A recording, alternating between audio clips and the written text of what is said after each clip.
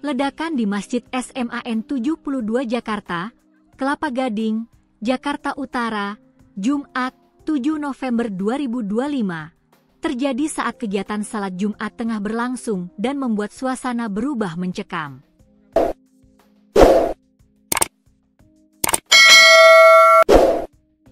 Arman, siswa kelas 12 SMAN 72 Jakarta, menceritakan bahwa suara ledakan terdengar ketika seluruh jemaah masih dalam posisi duduk berdoa menjelang akhir khotbah. Jadi kronologinya itu saat lagi salat, pada masih khotbah kan masih doa, pas mau selesai doa ada yang meledak di belakang. Kondisi pas abis ledakan langsung semua, bau petasan, bau bahan-bahan kimia, ucap Arman di lokasi. Ia mengatakan, suara ledakan berasal dari bagian belakang masjid dan disertai bau menyengat seperti bahan kimia. Menurut Arman, setelah ledakan terjadi, suasana langsung berubah panik.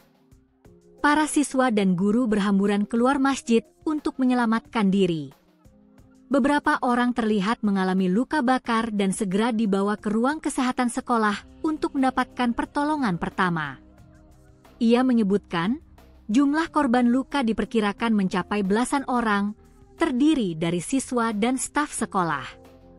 Sebagian besar korban merupakan siswa kelas 10 dan 11 yang saat itu mengikuti salat Jumat bersama di masjid sekolah.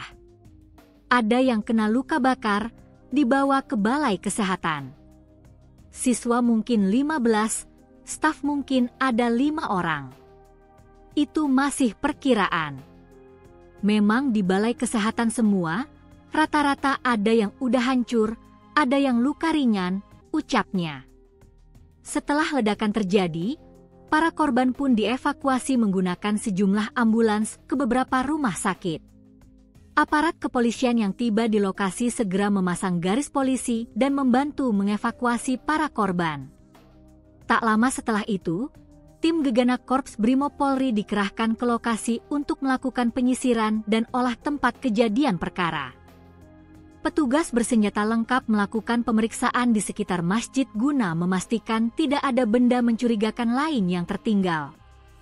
Hingga saat ini, area sekolah masih dijaga ketat oleh aparat gabungan dari Polri dan TNI. Sebelumnya, sejumlah saksi juga menyebut sempat melihat orang mencurigakan masuk ke masjid sebelum kejadian.